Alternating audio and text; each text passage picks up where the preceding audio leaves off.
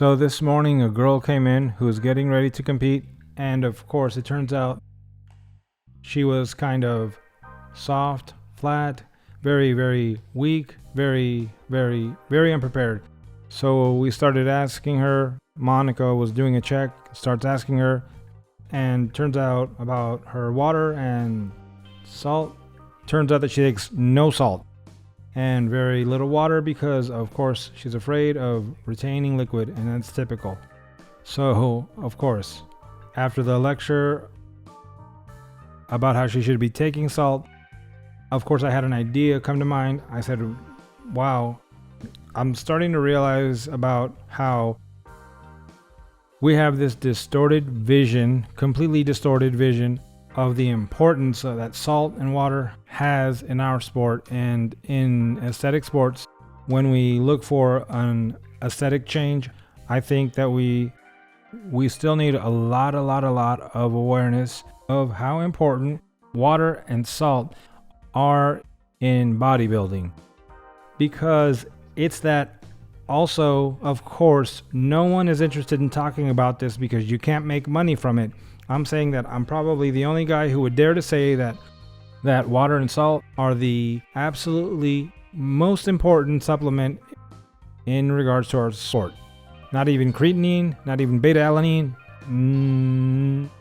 nothing. But before going on, boys and girls, subscribe to our channel by clicking on that red button. Hit the bell if you want to stay up to date on all of our videos, and if you want to support our channel and our goal of truly natural bodybuilding. And it's very, very easy to experiment with. You start with adding a little bit more water and salt in your day-to-day. Or, for example, one day, I don't know, you eat a big cheat meal of, well, the other day we went to eat a buffet of meat, of Argentinian meat, and they put a lot of salt, enough for a whole train. And the next day, a hardness, a really muscular hardness, and a pump, crazy. No carbs, no pre-training, no cucumbers and vinegar, water and salt. And it's very paradoxical because I myself I've gone for many years without taking in absolutely any salt. I'm saying 15 years with absolutely any salt, zero salt, everything low sodium, everything zero salt. Why? Of course, what happens? What is it that happens? That we have this premise that we want to take care of ourselves, right? And then, of course, we rationalize the logic. The logical rationalization is that when a person has hypertension, they say to reduce salt. Reduce, not remove.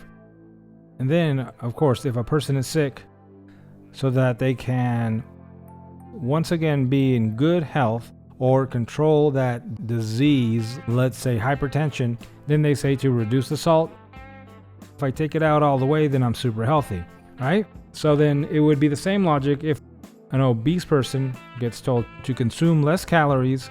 Well, then I just won't eat and I'm super healthy, right? You see how the logic works there? But in that belief that salt is bad and we must take it away is a faulty logic that we all fall for.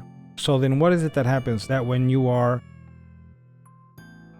on a low sodium diet without any kind of salt, totally just the small amounts found naturally in foods, and you train hard, you sweat, play sports, and on top of that, you're eliminating sodium, electrolytes.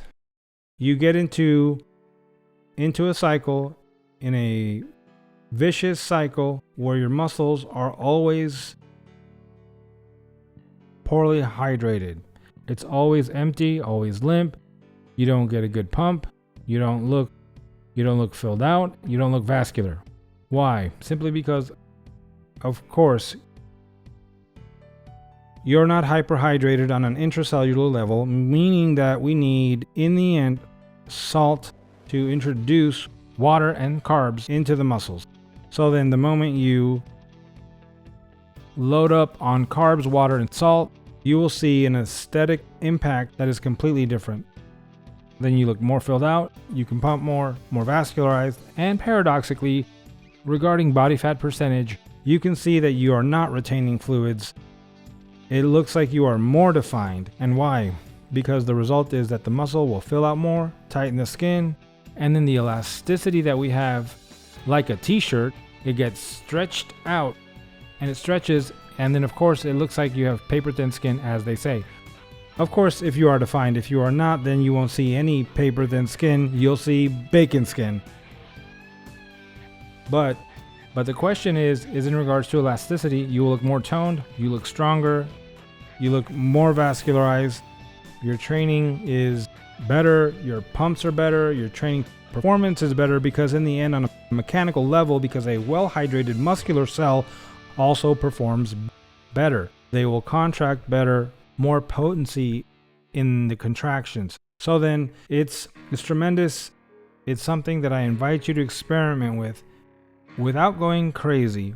We're always talking about how personalized this can be, because it depends on how many calories I take, my muscle mass, if it's too hot, if I sweat more, if I do a harder or easier workout. But as a general rule, if we go back and forth between, we can say 6 and 8 grams of salt and liters of water for every 10 kilos of body weight. But for example, if I'm a guy at 100 kilos, to round it off, so between 6 to 8 liters of water and 6 to 8 grams of salt, iodized salt, table salt, not sodium, because table salt in the end has half the sodium. We're talking about 50% of the sodium. If we can stay within those constraints, well, we'll see some insane results. So then a better pre-workout, well, something salty, a little bit of carbs or sugars with something salty and water, and you're gonna kill it. 2 liters of water before training with something salty and a little bit of carbs, and you're gonna flip. And it's free. So then, heck, why not?